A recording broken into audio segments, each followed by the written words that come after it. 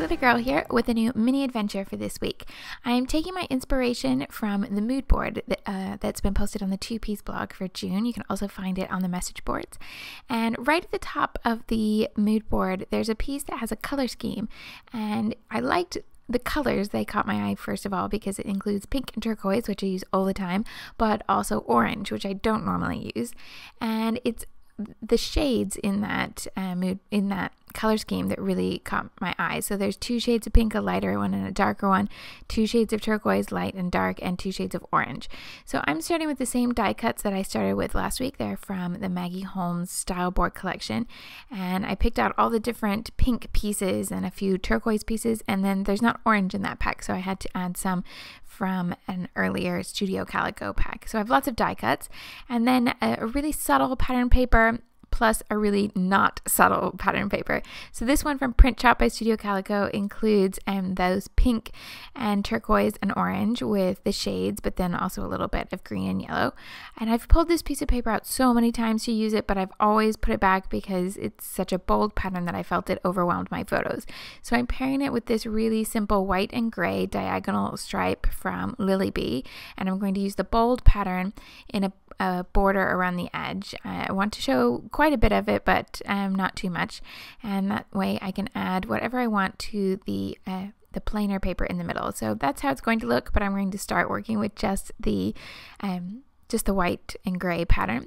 And I wanted to do some ink work with that idea of the light and the dark in pink, orange, and turquoise. So I have 6 different ink pads out, and I've made a mask using a scrap of paper and a punch. So I just needed a 12-inch strip of paper, and I just punch along the edge. And to make sure the hearts are all lined up, I just make sure that the side of the heart that I've punched last lines up with the side of the punch. So I don't need to measure anything. I just use what I've already punched as my guideline, and then they end up all equally spaced. And this way I can go all the way across my page, and I have a stencil that I can use with any punch that I have. And I'm going to start with the darker shade of turquoise, and I'm using a foam applicator. I use these all the time. They're what I use to ink my edges. They're from Ranger, and I use the foam. They also have felt, but I use the foam and to apply my inks. I really find them a useful tool. However, if you don't have one of these, don't despair. You can also use a makeup sponge or anything else that will give that sort of a soft surface that you can transfer the ink from the ink pad to the paper, so it's not too difficult.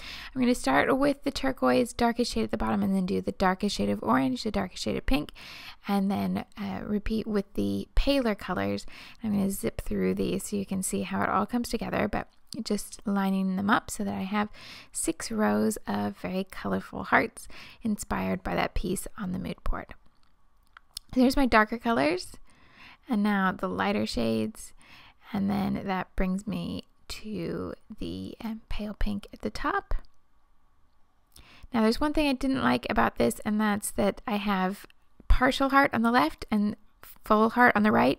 So I'm just going to trim the right edge down a little bit so that it matches up and I don't have that mismatch. I prefer that the pattern go right off the edge. So I'm just going to cut that right side down a little bit.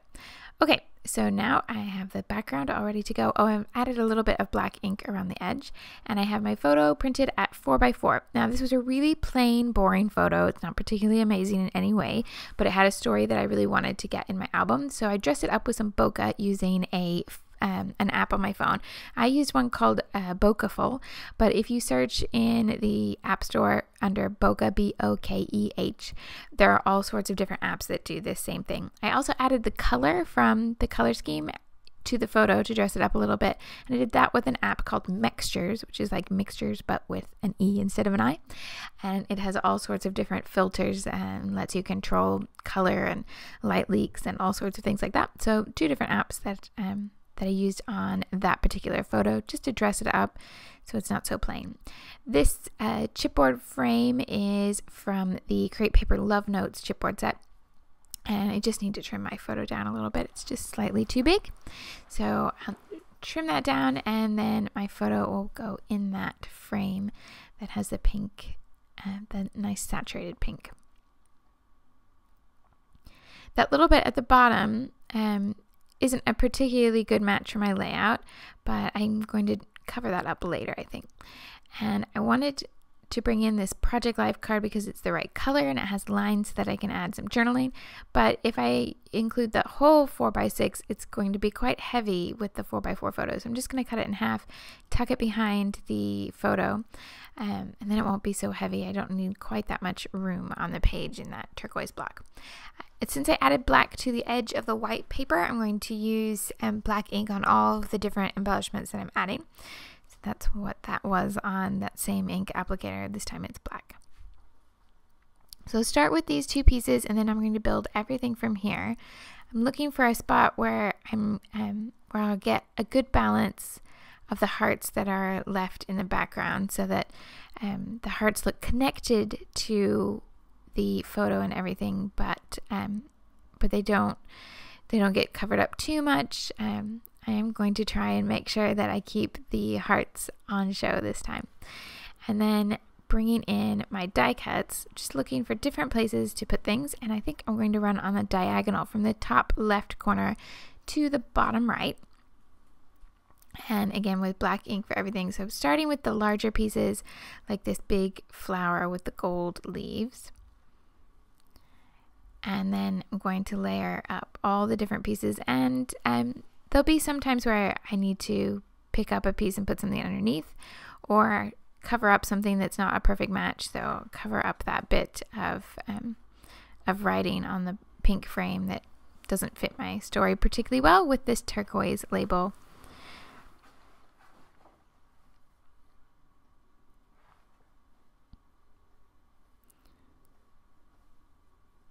And then I'm just evaluating the space. I'm going to bring in some orange because I know that's the color that's going to be the hardest for me to include, since I'm so used to working with the pink and the turquoise, but the orange is the bit that's outside my comfort zone. So I'll go ahead and add this in, but it's a really small pattern. It's a Project Life 3x4 card, but I'm just using it for the color and the pattern. And I'm not too worried if I cover up a lot of this, because I just want that little bit of orange added in to the background. And now you can start to see how things are building on that diagonal. So from the top left corner to the bottom right, and it means I need some stuff up there in the top left corner. And then I'm going to have space to the bottom left for some journaling or my title. So here are all the other die cuts coming together, and quite a few of them you'll only end up seeing a little bit, but that's absolutely fine. I wanted to layer them so that those shades of color, they kind of mimic a little bit of what's seen in that particular piece on the mood board, which has a bouquet of flowers where you can't really see any particular flower in its entirety. You're seeing all the different colors and textures as they overlap in a big crowded bouquet. So same sort of thing here, even though I really only have one flower motif. I did decide that chipboard piece from the basic gray set that I'd pulled out at the very beginning, it was a bit too bold and didn't really mix well with all the other things that were a little bit more delicate, so I left that one out, but I think I pretty much included everything else. I'm using the same lettering as I did last week, and I just made a change there. I originally was going to put my journaling on the turquoise card, but then I realized I could put my title on the turquoise card and then write my journaling straight onto that background paper that I've inked in the top right and bottom left corners, because the ink of the hearts, it's sheer enough that I can write over the top of it with a black pen. It's still going to be legible, and it's not going to disturb too much from anything else on the page. I think you'll still be able to read it, but you'll also be able to see the hearts and the color. So it should work out okay. And so these letters are the turquoise stickers, and then also the small October afternoon letters, and then my journaling in black pen. Just a tiny little finishing touch here. The die cuts had a little bit of gold, so I wanted to bring in these gold chipboard hearts. I used them last week as well, and I'm going to use 3 of them and place the largest one in the middle of the page, and then the smaller 2 at the top left and bottom right so that they mark out the extremes of my diagonal line.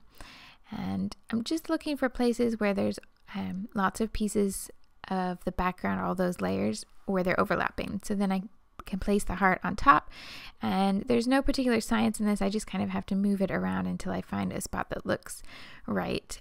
So you can see I'm trying all sorts of different places in that top left corner, and then decided to put it over to the side of the label. And then I need the other one down in the bottom right to balance that out. So my gold hearts end up in a diagonal line to help your eye move across the page. And I wondered about putting one in the middle of this box instead of over to the side, but since the other two hearts are working on the overlapping on the edges, decided it would be better to put it on the edge there. So that's where I'm going to call this layout finished this week. And I would encourage you to take up the challenge of using the mood board as your inspiration. You can use this color scheme, you can try this ink background technique, or you can do anything else that comes to mind when you check out the June mood board on the Two Piece blog. Thanks so much for watching, and I'll see you soon. Join us next week for the continuing adventures of Glitter Girl and the ongoing mystery of the scrapbooker behind the mask at twopieceinAbucket.com.